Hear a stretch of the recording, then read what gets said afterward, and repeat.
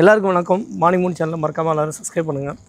ஆக்சுவலாக வந்து இன்றைக்கி உள்ள கண்டென்ட் என்ன பேச போகிறோம்னா, அப்பார்ட்மெண்ட்டில் ஸ்டே பண்ணுறதுக்கும் வில்லாவில் ஸ்டே பண்ணுறதுக்கும் அட்வான்டேஜ் டிஸ்அட்வான்டேஜை மட்டும் தான் பார்க்க போகிறோம். இதோட மந்த்லி ரெண்ட்டு இதை பற்றி டீட்டெயிலாக பார்க்கலாம். ஓகே மக்களே, அதாவது அப்பார்ட்மெண்ட்டில் ஸ்டே பண்ணுறதுக்கும் வில்லாவில் ஸ்டே பண்ணுறதுக்கும் ரெண்டு வித்தியாசம் தான். என்னை பொறுத்த வரையும் அப்பார்ட்மெண்ட்டில் ஒரு 4 செவத்துக்குள்ளே வாழ்ந்தீங்கன்னா அது வந்து ஒரு பிளான்ட்டிங்கோ இல்லை ஒரு ஃபார்மிங்கோ நம்மளால் பண்ண முடியாது. அந்த ஒரு டிஸ்அட்வான்டேஜ் கண்டிப்பாக இருக்குது. அப்புறம் வந்து பார்த்திங்கன்னா, அப்பார்ட்மெண்ட்டில் ஸ்டே பண்ணோன்னா கத்தாரை பொறுத்த வரைக்கும் அப்பார்ட்மெண்ட்டில் ஸ்டே பண்ணோன்னா கிட்டத்தட்ட செக்கு கொடுக்கணும். அதாவது இப்போ எஸ்டான் எக்ஸாம்பிள் வந்து எஸ்டான் அப்பார்ட்மெண்ட்ஸ் இருக்குதுன்னு வைங்களேன். அங்கே வந்து 2 BHKலாம் வந்து பார்த்திங்கன்னா 3500 ரியால்லேருந்து உங்களுக்கு வந்து எக்ஸ்க்ளூடிங் 3200 ரியால் எக்ஸ்க்ளூடிங் வாட்டர் அண்ட் எலக்ட்ரிசிட்டி. அதாவது 2 BHK இருக்கும், ப்ளஸ் வந்து ரூம் எக்ஸ்ட்ரா இருக்கும், உங்களுக்கு ஃபர்னிஷ்டு ஃப்ளாட்டாக இருக்கும். நீங்கள் வந்து ஒரு திங்ஸ் கூட எடுத்துகிட்டு போக தேவையில்ல. ஜஸ்ட் லைக் செக்கை கொடுத்துட்டு 1 மந்த்து செக்யூரிட்டி டெபாசிட் செக்கும் கொடுத்துட்டு அதுக்கப்புறம் 12 மந்த்து பிளாங்க் அதாவது ரிட்டன் செக்கோட கொடுத்துட்டு நம்ம மட்டும் போய் ஸ்டே பண்ணலாம். ஆனால் வில்லாவில் பொறுத்த வரைக்கும் ஒரு வில்லாவை நீங்கள் ஹையர் பண்ணிங்கன்னா உங்களுக்கு வந்து இந்தமாரி ஃபார்மிங்கோ இல்லை பிளான்ட்டிங்கோ உங்களால் பண்ண முடியும். இண்டிவிஜுவலாக நீங்கள் இருக்கலாம். அதுவும் வந்து வில்லாவில் ஒரு பெரிய அட்வான்டேஜ்னு சொல்ல முடியும். அது மட்டும் கிடையாது, இன்னொரு அட்வான்டேஜ் என்னென்னா, வில்லாவில் இருக்கும் போது நீங்கள் தான் அந்த பில்டிங்க்கு ஒரு ரெண்டர் மாரி. அப்போது நீங்கள் வந்து வாட்டர் அண்ட் எலக்ட்ரிசிட்டிலாம் நீங்கள் தான் பே பண்ணணும். அப்புறம் மெயின்டெனன்ஸ் ஒர்க்கு நீங்கள் தான் பார்க்கணும். ஆனால் வில்லாவில் இருக்கும் போது இந்தமாரி பிளான்ட்டிங் பண்ணலாம். இது ஒரு அட்வான்டேஜ். ப்ளஸ் உங்களுக்கு இண்டிவிஜுவலிட்டி அது ஒரு மெயின், அது ஒரு பெரிய அட்வான்டேஜ்னு கூட சொல்லலாம். இதுக்கும் வந்து பார்த்திங்கன்னா எல்லாமே இங்கே செக்கு தான். மேக்ஸிமம் இங்கே ரெண்டில் இருக்கணும்னா எல்லாமே நம்ம செக்கு தான் கொடுக்கணும். செக் இல்லாமல் எதுவும் இங்கே நடக்காதுன்னு வச்சுங்களேன். அப்படி இருக்கும்போது வில்லாவில் இருந்தால் உங்களுக்கு இது என்ன வந்து ஒரு பெரிய பெனிஃபிட்னு பார்த்திங்கன்னா, இந்தமாரி ஒரு ஃபார்மிங் பிளான்ட்டிங் ஒரு இயற்கை சார்ந்த இடமாகவும் உங்களுக்கு ஓன் இண்டிவிஜுவாலிட்டியோடு இருக்க முடியும். அது வந்து வில்லா ஒரு பெனிஃபிட். ஆனால் ஃப்ளாட்டில் போயிட்டிங்கன்னா ஓன் இண்டிவிஜுவாலிட்டியோ இல்லை ஒரு ஸ்பேஸ் வந்து ரொம்ப அதிகமாகவும் கிடைக்காது. அந்த 2 BHKனா 2 ரூமோட ஒரு ஆளோட முடிஞ்சு போயிடும், கிச்சனோட முடிஞ்சிடும். ஒரு அவுட்ரு ஏரியா வந்து உங்களுக்கு அளவு ஸ்ப்ரெட்டடான ஏரியா கிடைக்காது. இதாங்க வில்லாவுக்கும் அப்பார்ட்மெண்ட்டுக்கும் உள்ள ஒரு மேஜர் டிஃப்ரென்ஸு. இப்போ வில்லாலாம் எடுத்துக்கிட்டிங்கன்னா ஒரு வில்லாவை நீங்கள் ஹையர் பண்ணிங்கன்னா இதேமாரி தான். அது வந்து ஒரு 15,000 ரியால் 10,000 ரியால் உங்களுக்கு வில்லா கிடைக்கும். அதுலேயுமே வந்து நிறைய அட்வான்டேஜஸ் இருக்குது.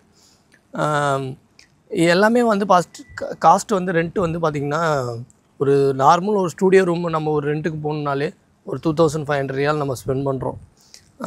இது அப்பார்ட்மெண்ட்டுனால் உங்களுக்கு வந்து செக்யூரிட்டி செக்கில் வந்து ஏன்னா எல்லாருக்கும் வந்து செக்கு பாசிபிலிட்டிஸ் இருக்குமாங்கிறது எனக்கு தெரியல. அதனால தான் நிறைய பேர் என்னென்னா ஸ்டூடியோ ரூமுக்கு போகிறாங்க. ஸ்டூடியோ ரூம்னால் வந்து 2500 இந்தமாரி வில்லாவில் இருக்கிற ரூம்ஸ்க்கு போகிறாங்க. ஓகே மக்களே, இதுதான் வந்து ரெண்ட்டோட டிஃப்ரென்ஸு. அதாவது நம்ம பார்த்துட்டு இருக்க வீடியோவில் வந்து பார்த்திங்கன்னா, நம்ம இன்றைக்கி எடுத்த கண்டென்ட்டே பார்த்திங்கன்னா வில்லாவில் தங்குறதுக்கும் அப்பார்ட்மெண்ட் ஃப்ளாட்டில் தங்குறதுக்கும் உள்ள டிஃப்ரென்ஸ் தான் நம்ம பார்த்தோம். அதாவது நான் அதில் ஒரு விஷயம் வந்து நான் சொல்ல மறந்துட்டேன். அதாவது நீங்கள் அப்பார்ட்மெண்ட்டில் தங்கும்போது பார்த்திங்கன்னா அந்த 2 BHK எக்ஸ்ட்ரா ஒரு ரூம் இருக்கும், ஒரு கிச்சன் இருக்கும், ஒரு ஹால் இருக்கும். இதுக்கு வந்து நம்ம 3500 நம்ம வந்து 3200 ஃபிக்ஸட் ரெண்ட்டு. அதாவது எக்ஸ்க்ளூடிங் பார்த்திங்கன்னா வாட்டர் அண்ட் எலக்ட்ரிசிட்டியோடு சேர்த்து 3500 வரும். இது வந்து பார்த்திங்கன்னா கத்தாரில் வந்து ஒரு எஸ்டான் அப்பார்ட்மெண்ட்ஸோ இல்லை ஒரு அப்பார்ட்மெண்ட் இருக்குது, அந்த அப்பார்ட்மெண்ட்டுக்குள்ளே இருக்கும். ஆனால் தோஹாலேருந்து கொஞ்சம் அவுட்ரு இருக்கும். எப்படியும் நீங்கள் கார் இருந்ததுன்னா ட்ரைவ் பண்ணிட்டு போகிறதுக்கு ஒரு 25 கிலோமீட்டர், அதாவது ஒரு 15 கிலோமீட்டர் அந்தளவுக்கு. ஏன்னா தோஹாங்கிறது ஒரு சின்ன சிட்டி தான். நீங்கள் எங்கே வேணாலும் ஒரு அப்பார்ட்மெண்ட்டோ ஃப்ளாட்டில் தங்கினா கூட வக்கேர் சவுத்து இல்லைன்னா வக்கேர் நார்த்து இல்லைன்னா அல்வக்ரா இந்தமாரி இடத்துல தான் நீங்கள் ஸ்டே பண்ண முடியும். சும்மாவா இந்த சைட்லலாம் பார்த்திங்கன்னா வில்லா தான் மோஸ்ட் அதிகமாக இருக்கும். இங்கே வந்து பார்த்திங்கன்னா அப்பார்ட்மெண்ட்டில் உங்களுக்கு வந்து அந்த ரூம்லாம் வந்து அதாவது 2 ரூம்னா 2 ரூமுக்குள்ளே தான் இருக்கும். ஆனால் வில்லாவில் அப்படி பார்த்திங்கன்னா ஸ்பேசிஸ் அதிகமாக கிடைக்கும். உங்களுக்கு ரூம்ஸ் அதிகமாக இருக்கும். இண்டிவிஜுவலாக ஒரு வில்லா ஹையர் பண்ணும்போது நீங்கள் வந்து ஃபஸ்ட் அட்வான்டேஜ் நீங்கள் ஃபார்மிங் அண்ட் பிளான்டிங் பண்ண முடியும். அடுத்தது ஸ்பேஸ் அதிகமாக இருக்கும். இதெல்லாம் வந்து ஒரு அட்வான்டேஜ். பார்க்கிங் உங்களுக்கு இண்டிவிஜுவலாக கிடைக்கும். ஆனால் அப்பார்ட்மெண்ட்டு போனாலும் பார்க்கிங் உங்களுக்கு கிடைக்கும். பட் இருந்தாலும் அதெல்லாம் வந்து உங்களுக்கு அந்த ஒரு இது இருக்கும். அங்கே ஒரு ரூல்ஸ் ரெகுலேஷன் இருக்கும். இண்டிவிஜுவாலிட்டியாக வரும்போது உங்களுக்கு வந்து கொஞ்சம் அட்வான்டேஜ் அதிகமாக இருக்கும். இதான் வந்து தோஹால வந்து நம்ம ஸ்டே பண்ணுற அக்காமடேஷனோட பேசிக் திங்ஸ்.